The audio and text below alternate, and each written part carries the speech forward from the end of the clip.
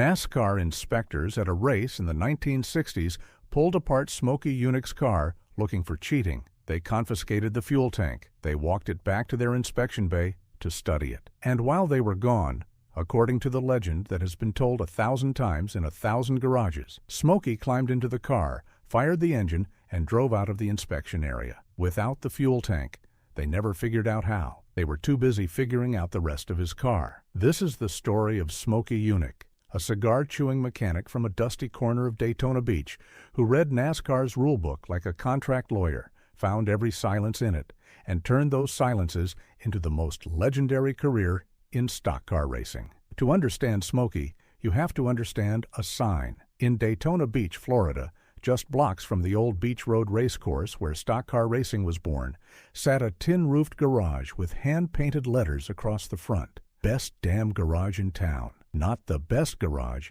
not the finest. The best damn garage. The profanity, by 1950s standards, was a small act of war and a perfect introduction to the man inside. Henry Yunick. Smokey was a nickname he picked up flying B-17 bombers in the Second World War, had landed in Daytona after the war, drawn there by the beach racing scene. He opened his shop in 1947, working on civilian cars by day and slowly building a reputation as the kind of mechanic who could fix what nobody else could. The cigar was always present, jammed in the corner of his mouth, lit or unlit. The greasy white shirt, the deep Pennsylvania coal country accent, and the brain, the part that mattered, an engineering mind that had taught itself everything by tearing apart engines and putting them back together better. Through the early 1950s, Smokey's shop became a magnet for early NASCAR drivers. He prepared cars for some of the biggest names of the era. Herb Thomas, the first two-time champion,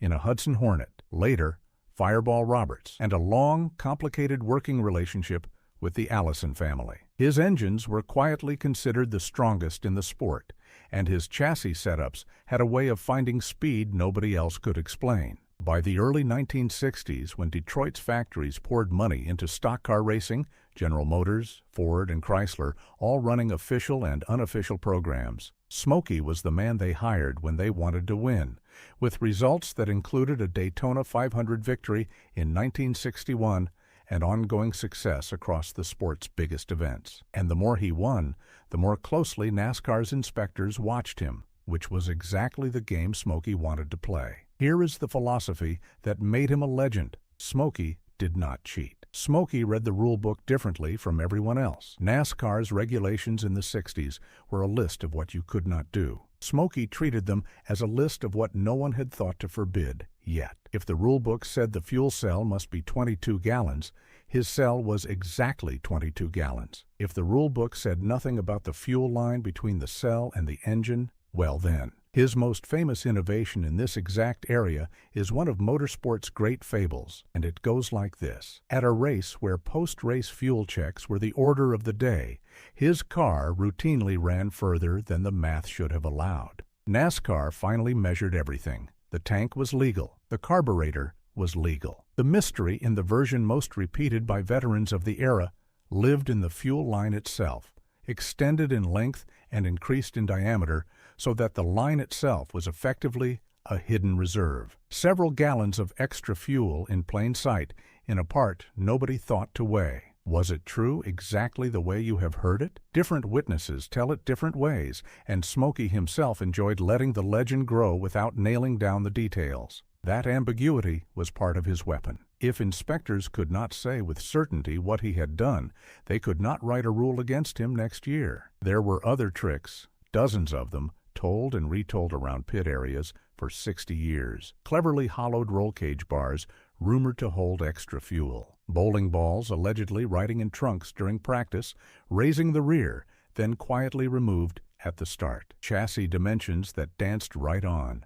The edge of legal templates. Some of these were absolutely real. Others were probably exaggerations told over beers and reprinted as fact. Smokey never tried very hard to set the record straight because the rumor itself was psychological warfare. Other teams ran their races wondering what he had done instead of running their own setups properly. He was once asked whether the rules officials had ever caught him in something he could not talk his way out of. His answer, in classic Smokey form, was something like, "The rules say I cannot do that. They do not say I cannot do this." Every great mechanical career has a sentence like that at its heart. Smokey just said it out loud. The most famous story in Smokey's catalog, and probably the most distorted in the retelling, involves a Chevrolet Chevelle prepared for the 1966 season, when the rules required cars to look like their showroom counterparts within stated tolerances. In the legend as it spread through American garages, Smokey simply built the entire car about 7/8 of factory size, a shrunken Chevelle, scaled down everywhere it mattered, aerodynamic and lighter than any rival could understand, with inspectors holding their templates against a body that conformed to ratios but not to reality. That is the version your uncle told you. The reality, according to people who were close to the program and to the body of careful reporting done years later, is somewhat less mythic and considerably more interesting. What Smokey actually did with that car was a master class in attacking every silence in the rulebook at the same time. The body was reshaped within tolerances to lower the roofline, drop the nose, and slick up the airflow in ways the wind cared about and the templates did not. Sections were narrowed or relocated where the inspectors had not specified. Critical reference points were moved by fractions of an inch in directions the wording technically permitted. The car was not built 7/8 size in any literal sense, but it was so thoroughly massaged everywhere, the rulebook did not look that on paper it was legal, and on a fast track it was a missile. NASCAR caught up to it. They started writing rules about everything that car had quietly exploited, and over the following seasons the templates and the inspection process tightened dramatically, in large part because of vehicles like Smokey's. That is, in its own backhanded way, the highest compliment a racing organization ever pays a man, rewriting the rulebook in his honor. And here, around the 7-minute mark of this story, comes the part most people miss. The Chevelle and the legends around it have grown so large that they now overshadow the actual engineering, the dyno time, the carburetor work, the relentless development hours that made Smokey's cars genuinely fast, even without a single trick. Other teams could have rewritten the rules with him. Most did not, because most did not work as hard or think as sideways or care as much. Smokey outcheated his rivals partly because he outprepared them. Smokey's career was not confined to NASCAR. He ran a long, ambitious program at the Indianapolis 500 during the 60s, building a series of unconventional capsule-style entries, radical rear-engine cars, sidecar-style cockpits, ideas pulled from the future and dropped, sometimes ahead of their time, onto the bricks. Most never won. A few qualified high. All of them advanced the conversation about what a race car could be. He worked on the Pontiac and Chevrolet factory programs at various times, then on independent efforts when the political winds shifted. He fell in and out with NASCAR's founder, Bill France Sr., in cycles that became part of the sport's folklore. Disqualifications challenged in screaming matches, suspensions handed down and grudgingly served, comebacks that started with another car in the inspection line and another inspector frowning at it. His feuds were as legendary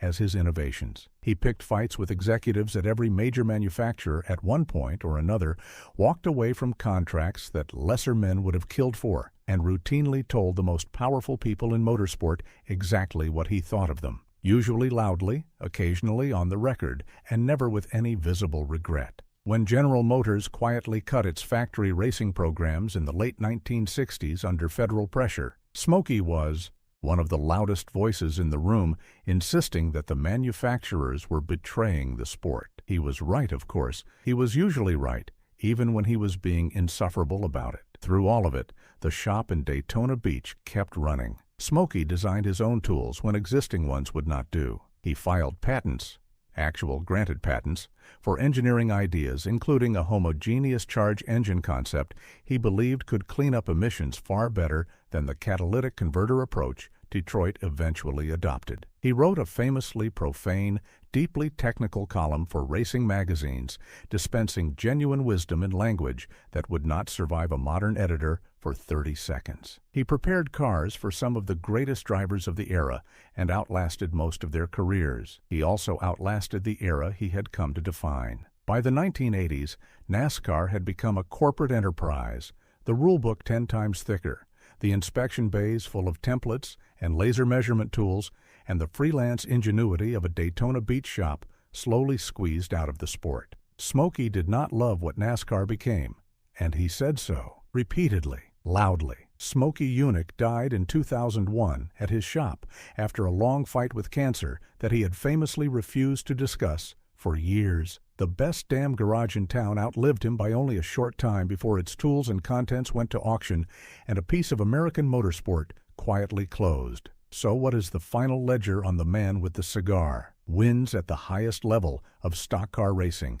including at the sport's biggest event, a career spanning roughly 5 decades of preparation, engineering, and design. Patents, innovations that genuinely advanced the engineering of high-performance cars, separate from the legends. A literal generation of mechanics who served apprenticeships in his shop and carried his habits, the curiosity, the rule reading, the refusal to accept that something could not be done, into their own careers, and the rule book itself. NASCAR's modern technical regulations, with their templates and their laser bays and their exhaustive specification of every measurable surface, exist in their current form in part because of one man and his determination to find the gaps. Every closed loophole is, in some sense, a paragraph written in Smokey Yunick's honor. The bigger legacy is cultural. Smokey was the patron saint of a particular kind of American mechanic, the one who refuses to be told what is impossible, who treats the official version of any problem as a starting point rather than a conclusion,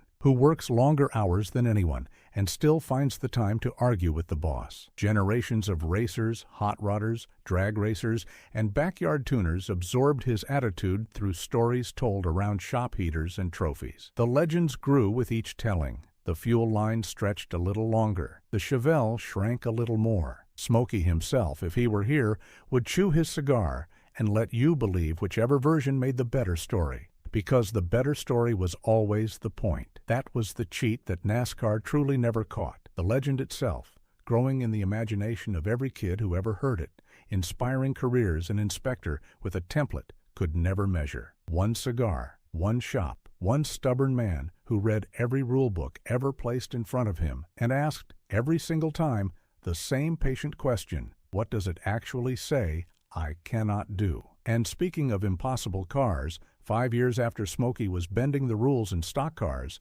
Chevrolet built a Camaro with an aluminum racing engine so wild that Chevrolet itself refused to admit it existed. You had to know a 5-digit code to order one. Only 69 people in America ever did. That story is next.